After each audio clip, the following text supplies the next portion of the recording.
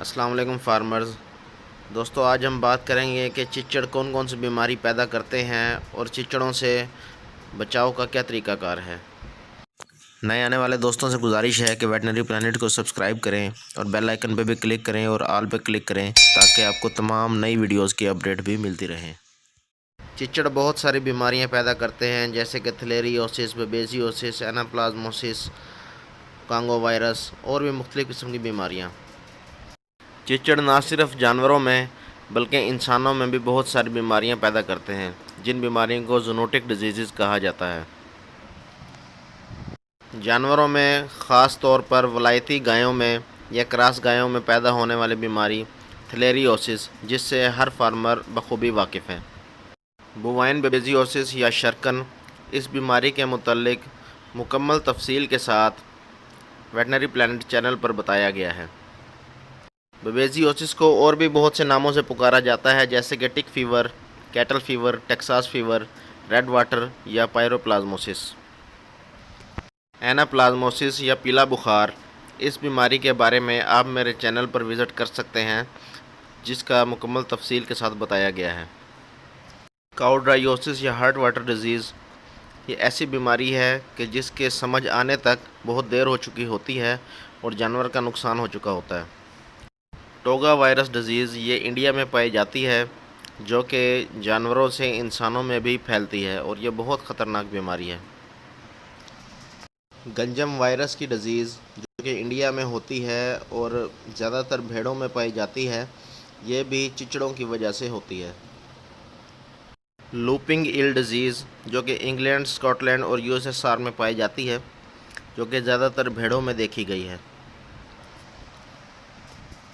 Congo fever یا Congo virus, یہ ایسی زونوٹک ڈیزیز ہے جو کہ انسانوں میں آؤٹ بریک ہونے کے بعد ہر کوئی اس سے بخوبی واقف ہے، یہ بھی چچڑوں کے کاٹنے سے پھیلتی ہے۔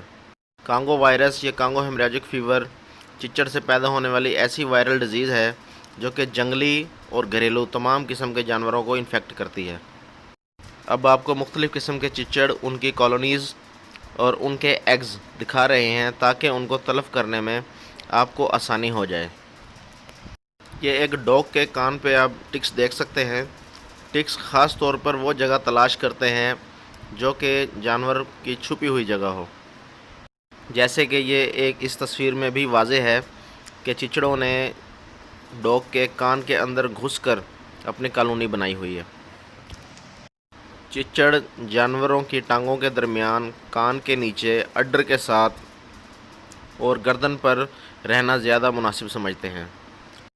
جس وقت ٹکس خون پی پی کر بہت زیادہ پھول جاتے ہیں تو اس وقت انڈے دینے کی پوزیشن میں ہوتے ہیں۔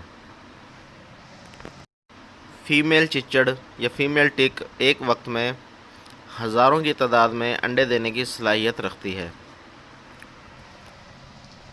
جب آپ اپنے فارم کے کسی کونے میں یا کسی بھی جگہ پہ اس طرح کے بلیک کلر کے اور براؤن کلر کی چیز دیکھیں تو ان کو فوری طور پر جلا دیں، یہ انڈے ہیں۔ جانور پر سے اور فارم میں سے چچڑوں کے خاتمے کے لیے مارکیٹ میں بہت ساری ادویات بآسانی مل جاتی ہیں، جن میں سیگووان پاؤڈر، نیگووان powder, cypermethrin, deltamethrin, trichlorfon, ivermectin injection یا ڈیورامیکٹن انجیکشن بھی شامل ہیں۔ جانور پر سے چچڑ ختم کرنے کے لیے 3 طریقے ہیں۔ نمبر 1 ڈپنگ طریقہ، نمبر 2 سپرے کرنے کا طریقہ، نمبر 3 انجیکشن کا۔ یہ تصویر میں جو آپ طریقہ دیکھ رہے ہیں یہ ڈپنگ طریقہ ہے، جس میں ایک سلوشن بنا کر تالاب میں ڈالا جاتا ہے اور جانور کو اس میں سے گزارا جاتا ہے۔ دوسرا طریقہ جانور پر سپرے کرنے والا ہے، جس میں محلول بنا کر سپرے کی ٹینکی میں ڈالا جاتا ہے اور جانور کو نہلایا جاتا ہے۔ ایک بات یاد رکھیں کہ جانور پر دوائی لگانے سے، انجیکشن لگانے سے فرق تو پڑ جائے گا لیکن چچڑ تمام عمر کے لیے ختم نہیں ہوں گے۔ چچڑوں کے مکمل خاتمے کے لیے آپ کو اپنے فارم پر یا بھانے پر دوائی ملے محلول سے سپرے کرنا پڑے گا یا اس کو دھونا پڑے گا۔ ایک بات یاد رکھیں، دوائی کے استعمال سے پہلے اپنے نزدیکی جانوروں کے ڈاکٹر سے رابطہ کر لیں تاکہ آپ کسی قسم کا نقصان اٹھانے سے بچ سکیں۔ اگر چچڑ کسی بھی بیماری کے جراثیم کا کیریئر نہ ہو تو تب بھی آپ کے جانور کو خون کی کمی کا شکار کر سکتا ہے۔ اور جانور آہستہ آہستہ موت کے منہ میں چلا جاتا ہے، کیونکہ ایک چیچڑ ایک دن میں 1 ml خون سک کر سکتا ہے، جس سے شدید خون کی کمی ہوتی ہے۔ امید کرتے ہیں کہ یہ ویڈیو آپ کو بہت پسند آئی ہوگی۔ ایک نئی ویڈیو کے ساتھ بہت جلد حاضر ہوں گے، تب تک کے لیے اپنا خیال رکھیے گا۔ اللہ حافظ۔